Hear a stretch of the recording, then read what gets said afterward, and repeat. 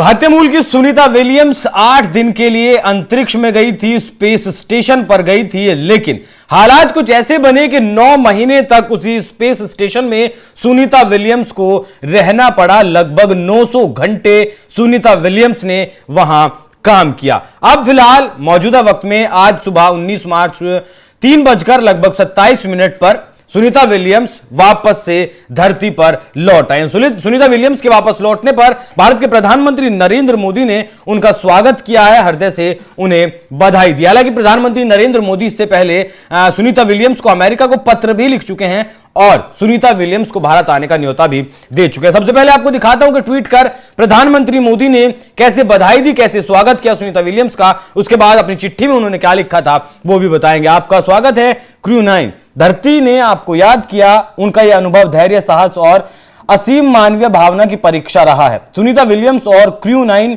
अंतरिक्ष यात्रियों ने एक बार फिर हमें दिखाया है कि दृढ़ता का सही अर्थ क्या है। विशाल अज्ञात के सामने उनका अटूट दृढ़ संकल्प हमेशा लाखों लोगों को प्रेरित करेगा। अंतरिक्ष अन्वेषण का मतलब है मानवीय क्षमता की सीमाओं को आगे बढ़ाना, सपने देखने का साहस करना और उन सपनों को हकीकत में बदलने का इस साहस करना। सुनीता विलियम्स एक पथ प्रदर्शक और एक आइकन ने अपने पूरे करियर में इस भावना का उदाहरण दिया है। हम उन सभी पर अविश्वसनीय रूप से गर्व करते हैं जिन्होंने उनकी सुरक्षित वापसी सुनिश्चित की के लिए अथक परिश्रम किया। उन्होंने दिखाया कि जब सटीकता जुनून से मिलती है और तकनीक दृढ़ता से मिलती है तो क्या होता है। तो भारतीय मूल की सुनीता विलियम्स जिस वक्त वापस लौटी जमीन पर, उस वक्त प्रधानमंत्री नरेंद्र मोदी ने उन्हें बधाई दी। उनका जो दृढ़ निश्चय है, दृढ़ संकल्प था, उसकी उन्होंने तारीफ की और उन्हें स्वागत किया। एक बार ये तस्वीरें फुल फ्रेम दिखाइएगा जरा, किस तरीके से सुनीता विलियम्स की लैंडिंग हुई। पानी में उनका क्रू 9 जो था उसने 3:27 पर लैंड किया। उसके लगभग 1 घंटे बाद इस कैप्सूल से उन्हें बाहर निकाला गया। उनके साथ 5 और यात्री अंतरिक्ष से वापस आए हैं। अब आपको थोड़ा सा अगर इसका बैकग्राउंड बताएं कि क्यों जो 8 दिन के लिए सुनीता विलियम्स गई थी वो कैसे 9 महीने में वापस आई हैं।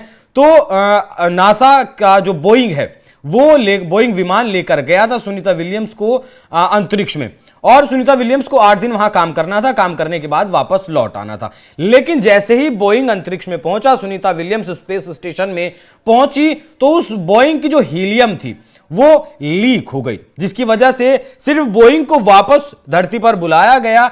वो खतरा मोल नासा नहीं लेना चाहता था, क्योंकि इससे पहले कल्पना चावला भी एक इसी तरीके से लैंडिंग में अपनी जान गंवा चुकी है, वो भी भारतीय मूल की थी।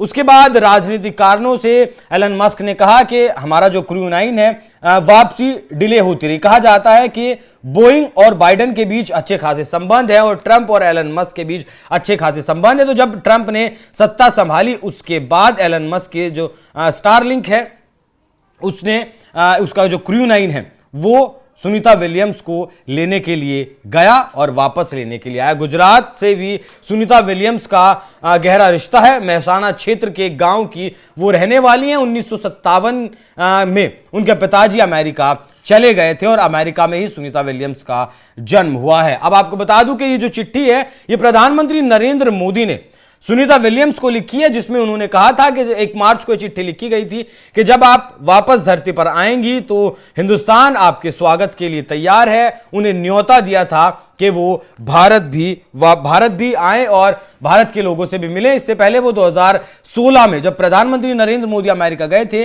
वहां सुनीता विलियम्स और प्रधानमंत्री नरेंद्र मोदी की भी मुलाकात हो चुकी है। तो सुनीता विलियम्स और नरेंद्र मोदी का रिश्ता एक भारतीय होने के साथ साथ वैसे भी बहुत खास हो जाता है, क्योंकि उनका भी जो परिवार है वो गुजरात से ही जुड़ा हुआ है, मेहसाना से के वो रहने वाले थे और प्रधानमंत्री नरेंद्र मोदी भी गुजरात से आते हैं। तो प्रधानमंत्री मोदी की इस चिट्ठी पर उन्होंने जिस तरीके से स्वागत किया सुनीता विलियम्स का, उस पर क्या है आपकी राय, कमेंट कर में जरूर बताइएगा। नमस्कार।